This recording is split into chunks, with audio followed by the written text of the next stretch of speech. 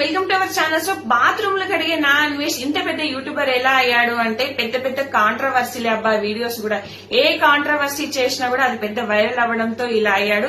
అది ఎలా జరిగిందంటే ఇతనికి చాలా పేద కుటుంబం అన్నమాట. సో ఇతనికి చదువు కూడా పెద్దగా అబ్బలేదు.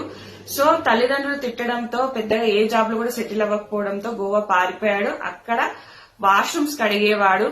సో అక్కడి నుంచి క్రూజ్ లో ఆయనకు వాష్రూమ్స్ కడిగే అవకాశం వచ్చింది. అదేంటంటే దేశ విదేశాలు తిరిగేది.